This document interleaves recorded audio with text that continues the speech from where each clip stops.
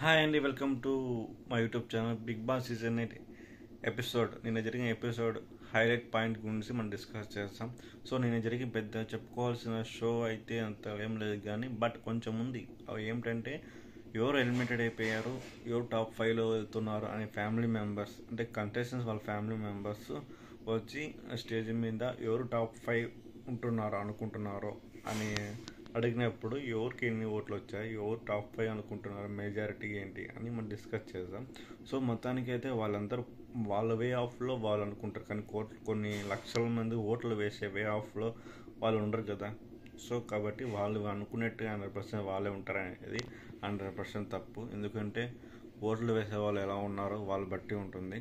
So మొత్తానికైతే safe అనే ఉద్దేశం జరుగుతున్న ప్రక్రియలో సో గౌతమ్ కృష్ణ కొందరు ఇంకా చాలామంది సేఫ్ అయ్యారు. సో వాళ్ళ ఫ్యామిలీ మెంబర్స్ వచ్చి టాప్ 5 ఎవరు అనుకుంటున్నారు అనే పాయింట్ ఆఫ్లో నాగార్జున టాస్క్ పెట్టుకున్నప్పుడు సో ఆల్మోస్ట్ అందరు ఫ్యామిలీ మెంబర్స్లో టాప్ 5 అయితే నిఖిల్ అయితే 100% ప్రతి ఫ్యామిలీ మెంబర్స్లో వచ్చినప్పుడు టాప్ 5 అయితే ఉన్నాడు నిఖిల్. మనం చెప్పుకున్న ఆల్రెడీ టాప్ 5 నిఖిల్ ఉంటాడని, గౌతమ్ ఉంటాడు చెప్పాము.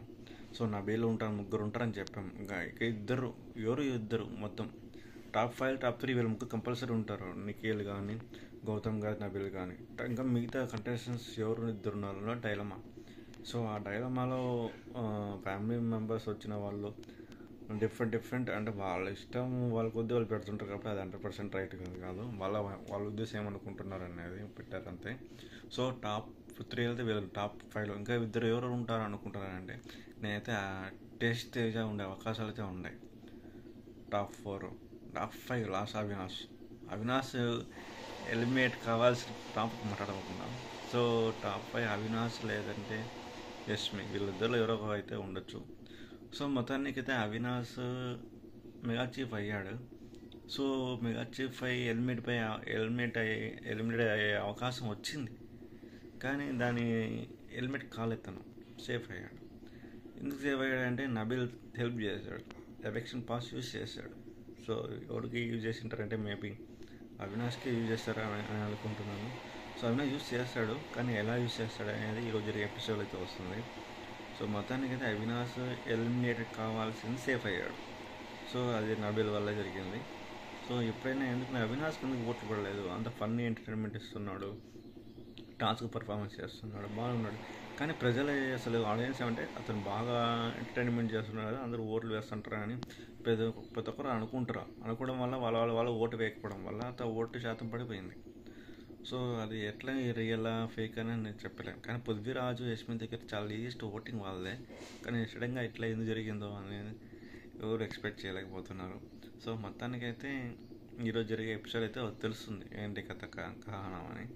సో మొత్తానికైతే ఎవరు ఈ వీక్ అయితే ఎలిమినేట్ కాలేదు. సో ఇంకా రేపు వీక్ వరకు వెయిట్ చేయాల్సి ఉంది. రేపు వీక్ సడన్గా డబుల్ ఎలిమినేషన్ జరగవచ్చు, ఏదో జరుగుతాయో చెప్పలేం. ఎలాంటి బిగ్ బాస్ వాళ్ళ ప్లాన్ వాళ్ళకు ఉంటాయి కదా ఎలా చేయాలనేది. సో మొత్తానికైతే ఈ వీక్ అయితే ఎవరు ఎలిమినేట్ కాలేదు అని చెప్పగలుగుతున్నాను. సో మొత్తానికైతే టాప్ 5లో అయితే నిఖిల్, నబీల్, గౌతమ్, ఇది నా పాయింట్ ఆఫ్ వ్యూలో. తర్వాత టేస్ట్ తేజ, అవినాష్ లేదంటే యష్మి, వీళ్ళ ముందు అయితే కంపల్సరీ ఉండే అవకాశాలతో ఉన్నాయి. టైటిల్ పోరు పాపం వీళ్ళిద్దరిలో కన్ఫామ్, గౌతమ్ కృష్ణ, నిఖిల్ వీళ్ళిద్దరి మధ్య టైటిల్ పోరు అయితే జరుగుతుంది. సో ఎవరు గెలుస్తారు అనేది ఆడియన్స్ చేతిలో ఉంటుంది. సో మొత్తానికి ఓవరాల్ రివ్యూ ఇది. నా వీడియో అయితే లైక్ చేయండి. Thank you very much.